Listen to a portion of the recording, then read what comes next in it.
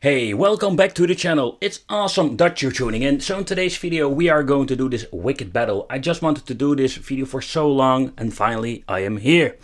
We're going to do the powkiddy, the X16 against the X19, and I'm going to do a side-by-side comparison so you know what are the differences and is this thing even worth your money. For example, if you're having the X16 and you're interested in the X19, what are the differences? Is it significant to compare it with the older version and the newer version? That is what I want to show you in this video. I would say if you like handhelds, don't forget to subscribe to the channel, hit the little bell, because I have a lot of stuff with this kind of handheld reviews coming up. Nevertheless, let's go and let's talk about it.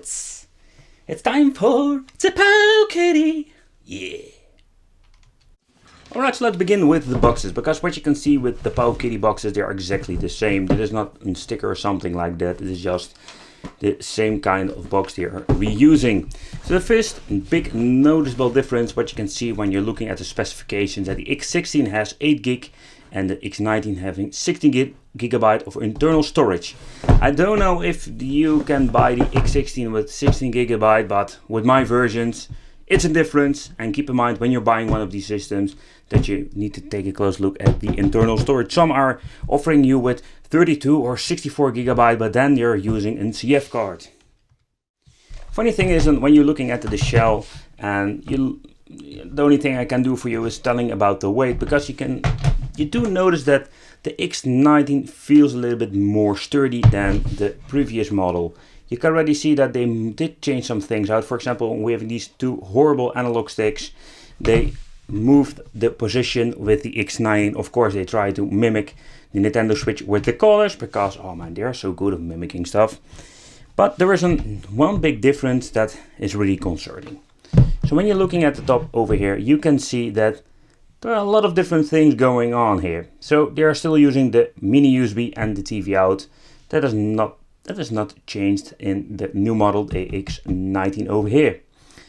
But when you're looking here with the buttons, here we're going to get the biggest difference and the biggest problem, because this thing has, or better said, the X16 has a back button. The back button is needed where if you want to go back from the game into the menu, and they messed it up because with the X19 they put it on the shoulder button like a lot of these devices, because they are missing out a button, and that is really damn messed up.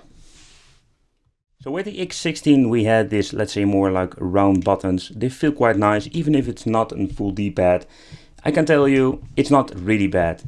But with the X19, I'm thinking, why are you not giving us a D-pad? No, they're giving us 4 buttons again.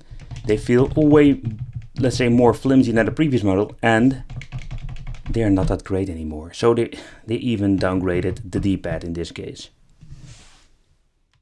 On this side there was nothing much that they changed. As you can see, they managed to put smaller buttons on this. They feel exactly the same. Yeah, the analog stick is a little bit better, but at the end it's still it's a very cheap version. We're having the select start. This is the same over here. With both systems we are going to get a mono speaker. Yes, you can see we're having only one little speaker hole over here, and we're having 2 over with the X19, but yeah, guess again, they only assembled 1. I must say, this thing is quite loud compared with the X16. Alright, so the X19 needs to go on and off with this little switch over here, and with the X16 we need to hold the on and off switch. That is the major difference. Depends a little bit what kind of version you are buying, because with the powkiddy there can be a little bit difference if it comes to the menu. For example, you can see that this thing still has the old menu and this thing has a little revision. If it comes to the displays itself, as you can see, the view angle is just that poor, and it is exactly the same display that are using. So for the display, the X19 is not really an upgrade. If you look at the menu itself, the functionalities are exactly the same. So you have the crappy camera, you have the media, let's say you can watch some videos on it, and no, you can't go on the internet with this thing. It's not a tablet, it's not a touchscreen, none of them. But what you can see with these things are exactly the same menu. So the emulation is exactly the same, there is no improvement whatsoever. Alright, so what you can see if you're putting them side by side, that the emulation is exactly the same. with both systems. So it doesn't even matter what kind of platform you're playing, GBA, MAME, the emulation is pretty damn poor. The displays are exactly the same if it comes to the view angle, etc, etc, etc.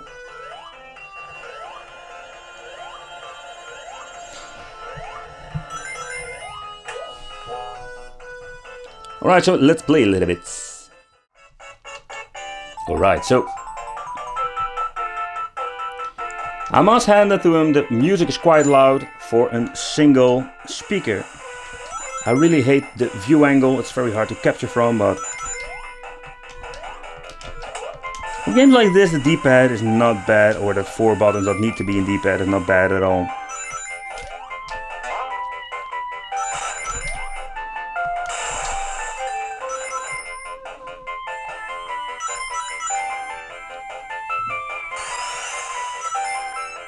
So this is what you're going to get with the X16. Pretty damn poor emulation, horrible view angle.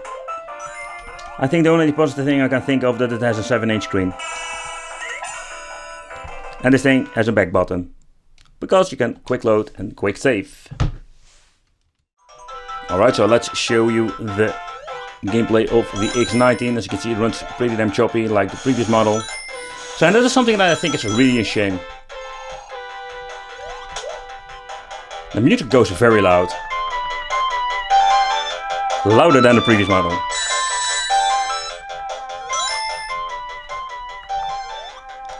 I don't like the buttons here, because the buttons on the previous model had a little bit different rounding and that was way more comfortable than the play. And again, it feels really choppy. Yeah. It doesn't improve my gaming skills of Sonic. But you're getting the point already. Alright, so this is what we're going to get with the battle. As you can see, that X19 is a little bit different than the X16. There are some minor differences. For example, this thing weighs, let's say it weighs a little bit heavier and it feels more sturdy than the previous model. It goes way louder, but they messed it up big time with the shoulder buttons. And what is a big issue with the emulation, and that's something you need to know. For example, with Mega Drive, they messed it up by mapping the buttons. So for example, with some games you cannot even jump, and they still didn't fix it with the new model. Better said, in my opinion, besides the minor differences or improvements, they made the product even worse with the shoulder buttons, because that is an issue.